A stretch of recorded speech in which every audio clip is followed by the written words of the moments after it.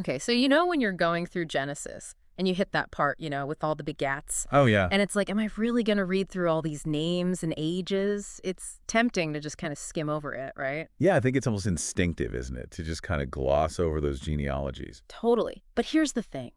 What if I told you those genealogies, especially Genesis 5, are like seriously important? Like they're hiding these incredible insights. Yeah. And that's what we're going to do today. We're diving deep into Genesis 5. And trust me, it's way more interesting than just a list of names. It's called the Book of the Generations of Adam for a reason. Yeah. It's laying out this lineage, but it's also hinting at these bigger themes, right? Yeah. Like, think about it, early humanity, the choices people made that echo through time, and even what it means to live a life of faith. And speaking of time, okay, buckle up because this is where it gets really wild.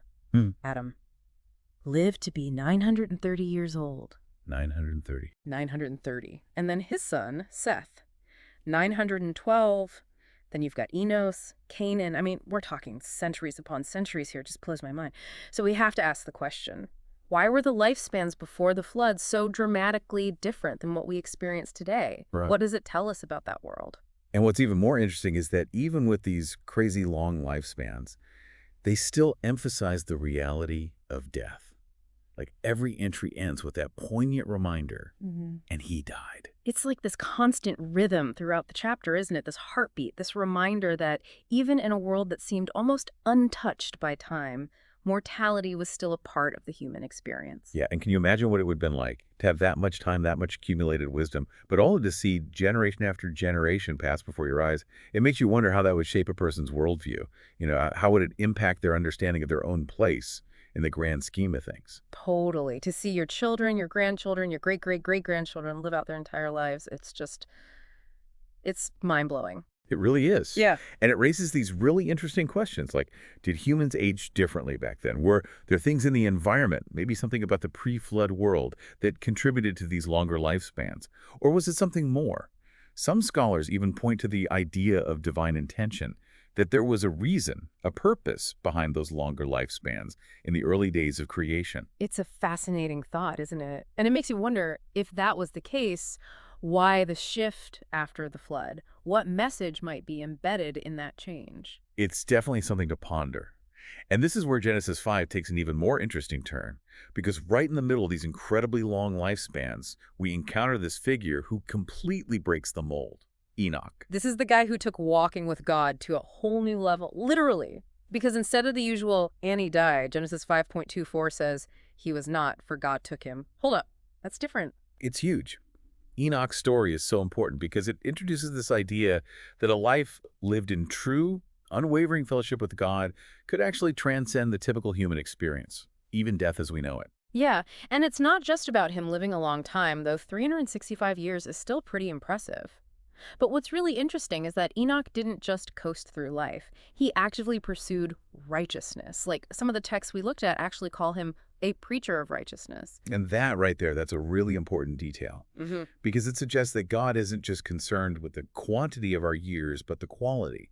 It's about the kind of life we live. Even though Enoch's life was shorter than many others in Genesis 5, he becomes this powerful example of how aligning yourself with God's purpose can lead to a completely different kind of legacy, a legacy that echoes into eternity. And speaking of legacies that echo, let's talk about Enoch's son, Methuselah. Yeah. This is the guy, right? The record holder, longest lifespan in the Bible, 969 years. Can you even imagine the stories he could tell? I mean, Methuselah's life spanned from almost creation to the flood. It's wild. He would have these memories of a world untouched by the floodwaters. Like a direct link to the dawn of creation. Exactly, a walking, talking historical treasure trove. I know. Okay, but then it gets even more interesting because we meet Methuselah's son, Lamech, and he makes this really intriguing prophecy about his own son, Noah. And remember how Noah's name means rest or comfort. Right. Why is that significant? Well, that's where Lamech's words become super prophetic. It's like he senses, even way back then, that things are headed south. Like, remember the curse on the ground from Genesis 4, all that hardship, the toil. Lamech sees Noah as this glimmer of hope, like this promise of relief from the curse, this idea of restoration. Yeah, and it's so interesting how he phrases it too. He says, "The same shall comfort us concerning our work and toil of our hands." It's like he's catching a glimpse of this brighter future It really where is. the weight of the world isn't so heavy. Talk about holding on to hope. Absolutely. And think about it. Noah's life does become this incredible turning point. He's not just surviving the flood. He's ushering in a whole new chapter for humanity. That rest idea takes on even deeper meaning when we realize that Noah becomes the father of all humanity post-flood.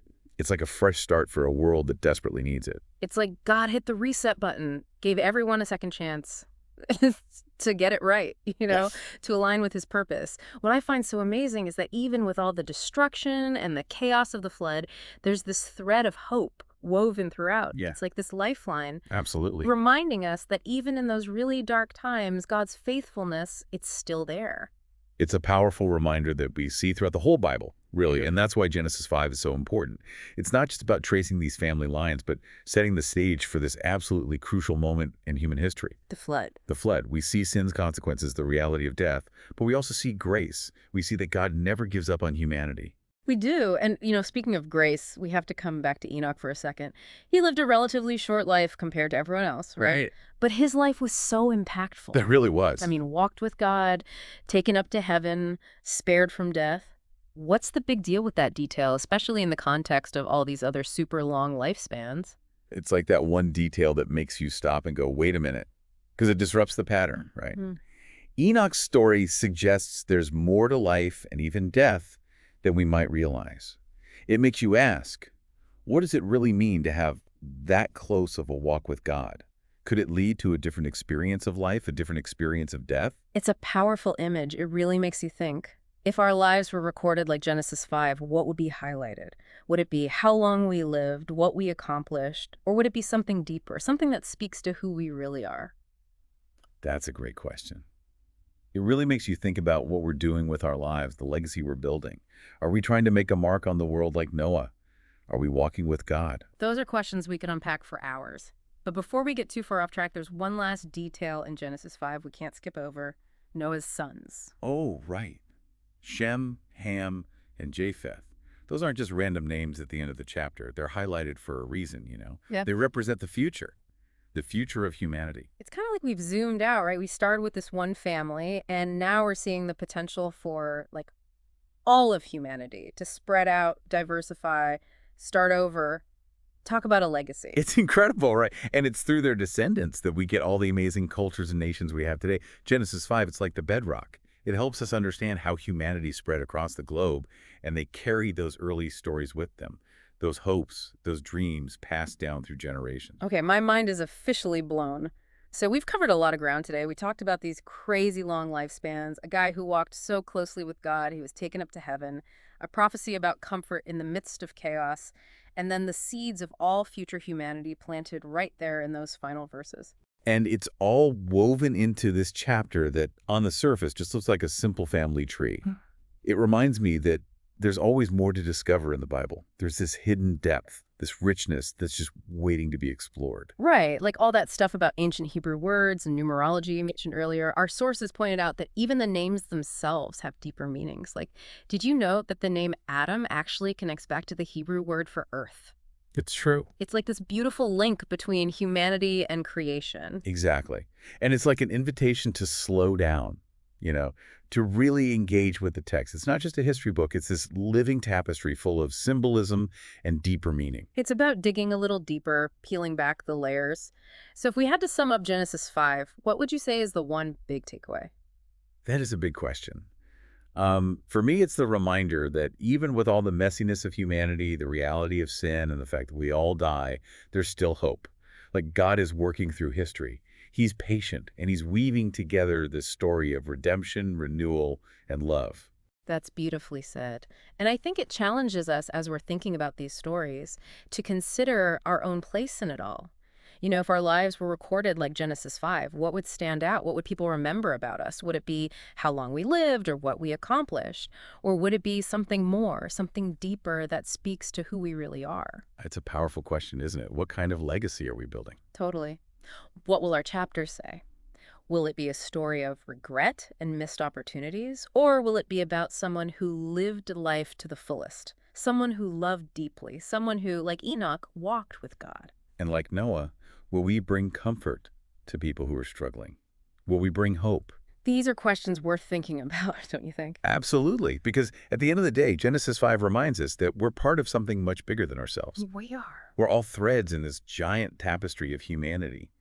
And God is the one who sees it all, knows it all, and loves us more than we can imagine. And each of us, no matter how long our lives are, we can leave a legacy, one that echoes into eternity. Absolutely. And there you have it, Genesis 5.